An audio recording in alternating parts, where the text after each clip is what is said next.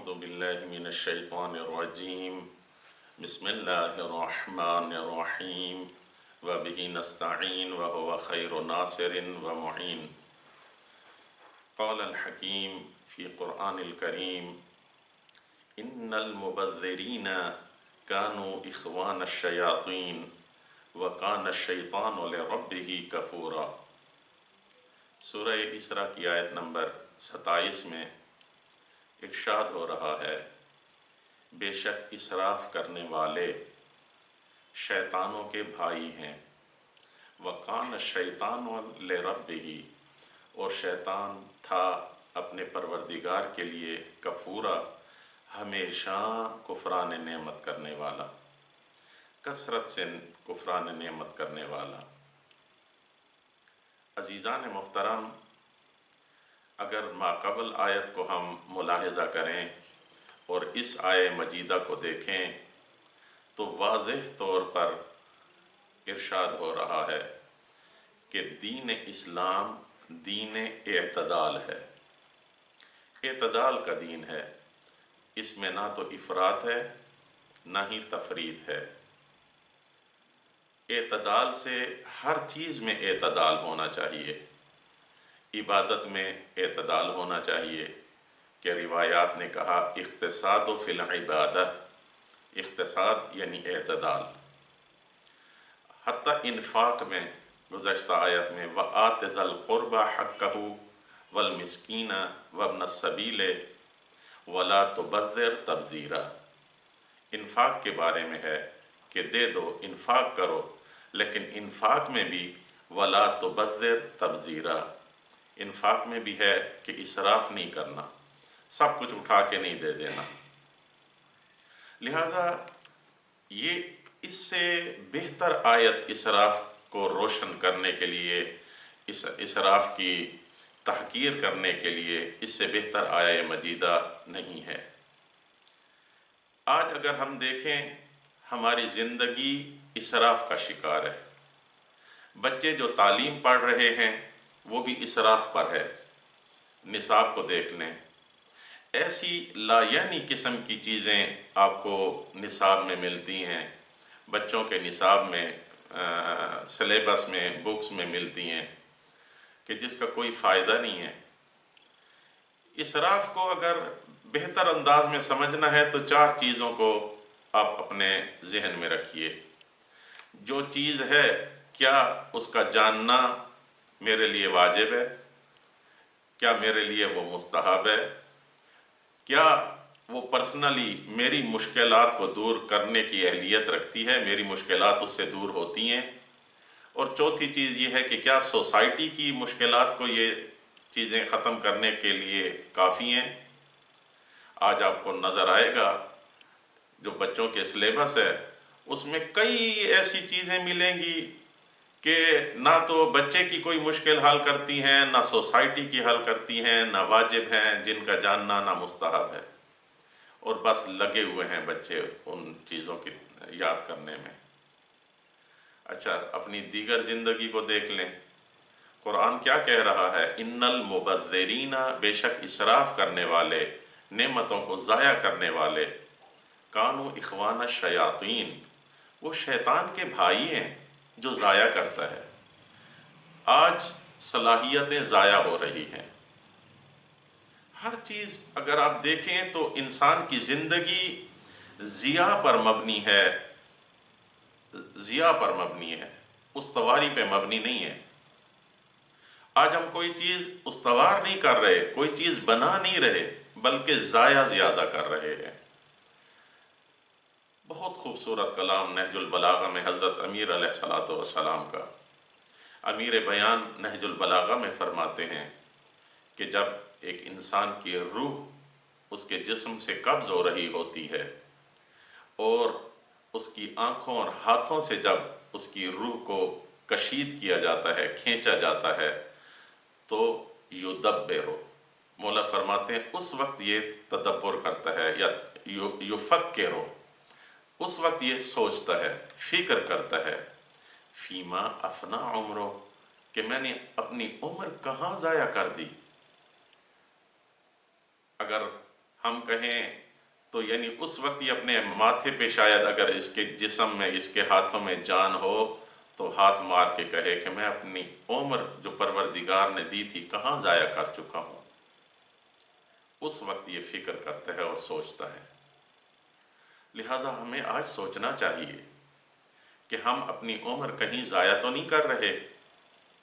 دیکھیے اعتدال، یہ جو قرآن کریم نے کہا ہے اہدنا الصراط المستقیم، کہ اے پالنے والے ہمیں صراط مستقیم کی ہدایت فرما۔ صراط مستقیم صراط اعتدال ہے، نہ صراط افراط ہے نہ صراط تفریط ہے۔ ایک آدمی ہے ورزش میں لگا ہوا ہے دن رات، نہیں، دن رات ورزش نہیں کر سکتے۔ ایک آدمی عبادت میں لگا ہوا ہے دن رات، نہیں، آپ دن رات عبادت نہیں کر سکتے۔ پروردگار نے نماز جو واجب قرار دی ہے 5 اوقات میں واجب قرار دی ہے۔ اگر ہر وقت نماز پڑھنا، عبادت کرنا ضروری ہوتا تو خدا نے قطعاً وہ واجب قرار دینی تھی۔ لہذا اقتصاد فی العبادت، عبادت میں بھی اعتدال ہونا چاہیے، میانہ روی ہونی چاہیے۔ اسی طریقے سے آپ دیکھیں ایک آدمی ہے جو مثلا میڈیا پہ بیٹھا ہے، صبح سے لے کر شام تک میڈیا پہ بیٹھا ہوا ہے۔ ایک آدمی ہے کام پہ گیا ہے، اس کا ہم و غم زندگی ساری کام پر ہے، نہ اس کو بیوی بچوں کا ہوش ہے نہ کسی چیز کا ہوش ہے۔ یہ افراط و تفریط کا شکار ہے آج معاشرہ۔ آج اگر ایک انسان سے، ایک جوان سے کہا جائے کہ آپ ان چیزوں کو جو آپ کے لیے مفید ہیں ان کی خاطر آپ زندگی گزاریں، تو قطعاً اس کو معلوم ہی نہیں ہے کہ میں کیسے زندگی گزاروں۔ اس کے پاس یہ 24 گھنٹے ٹائم گزرے گا ہی نہیں۔ کیوں؟ کیونکہ آج کے جوان، آج کے بزرگ، آج کے بشریت کا سب سے بڑا جو معضل ہے، مشکل ہے، مسئلہ ہے، وہ یہی ہے۔ حتیٰ ہم جو خطبہ اور حتیٰ علماء، مصنفین ایک بات کو اتنا لمبا کر کے لکھتے ہیں کہ لوگوں کی نہ تو پڑھنے کا کوئی فائدہ ہے، بس ورق ہیں جو زیادہ لکھتے جا رہے ہیں۔ ایک خطیب منبر پہ آ کے بیٹھتا ہے، آپ کو قطعاً سوچنا چاہیے یہ جو کچھ مجھے بتا رہا ہے، کیا اس کا سننا میرے لیے واجب ہے؟ کیا اس کا سننا جاننا میرے لیے مستحب ہے؟ 3، کیا یہ میری مشکل کو دور کر رہا ہے؟ 4، کیا یہ سوسائٹی کی مشکلات کو دور کر رہا ہے؟ اگر ان چیزوں پر مبنی ہے تو مفید ہے، اگر ان چیزوں پر مبنی نہیں ہے تو پھر وہ مفید نہیں ہے، وہ منبر کا سننا قطعاً وہ فائدہ مند نہیں ہے۔ عزیزان محترم، اعتدال، میانہ روی، یہ اسلام کا قانون بھی ہے، اسلام کا حکم بھی ہے۔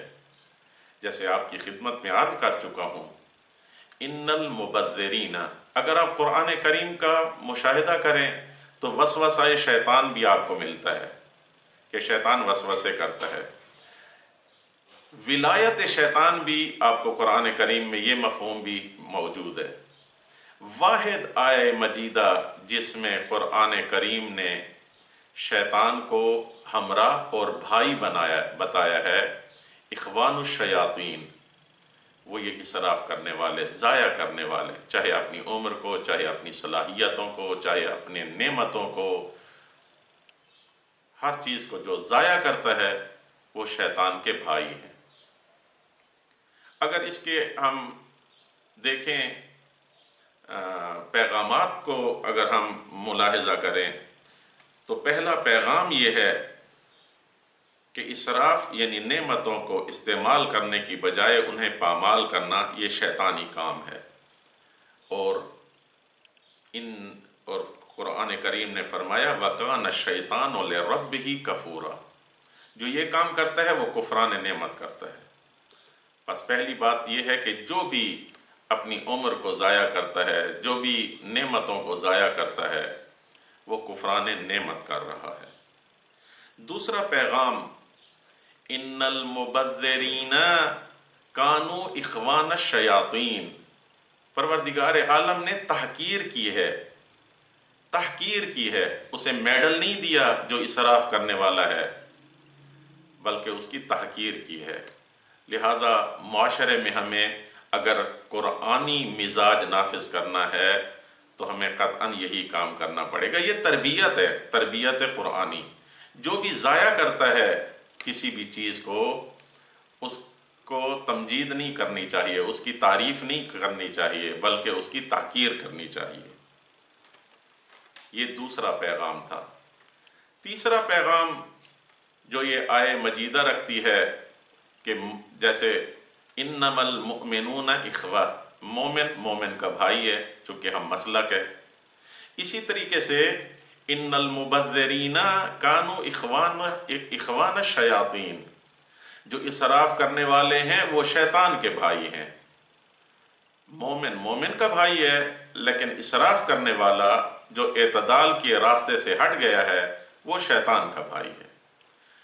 چوتھا اور آخری اس کے اندر جو نقطہ ہے وہ یہ ہے کہ تبذیر اور اسراف کفران نعمت کی علامت ہے، نہ کہ سخاوت کی۔ عام طور پہ ہم آتے ہیں اور کہتے ہیں جو بھی اسراف کرتا ہے، جو بھی ایسے اڑاتا ہے پیسوں کو، اپنے مال کو ایسے اڑانے والے کو ہم کہتے ہیں دیکھو بھئی کوئی آیا اس کو اتنا دے دیا، اس کو یہ کر دیا، وہ کر دیا۔ یعنی مقصد یہ ہے کہ میانہ روی سے، اعتدال سے جو ہٹ جاتا ہے تو قرآن اسے سخی نہیں کہتا، اسے اسراف کرنے والا کہتا ہے، اعتدال سے جو ہٹ جاتا ہے۔ دیکھیں ہم کتنی اپنی زندگی کو ضائع کر رہے ہیں، کس قدر نعمتوں کو ضائع کرنے والے ہیں۔ اے میرے پالنے والے، تجھے ماہ مبارک رمضان کا واسطہ جس قدر ہم ضائع کر چکے ہیں اپنی عمر کو، اپنی جوانی کو، اور جس قدر تو نے اور عمر اپنی تقدیر میں ہمارے لیے رکھی ہے، اسے ضائع کرنے سے ہمیں حفاظت میں فرما۔ اے پالنے والے، بچوں کو، جوانوں کو، جتنے بھی انسانیت کی خدمت گزار ہیں، تمام کو اسراف جیسی لعنت سے نکال کے اعتدال کی راہ پہ انہیں چلنے کی توفیق عطا فرما۔ وما علینا الا البلاغ المبین۔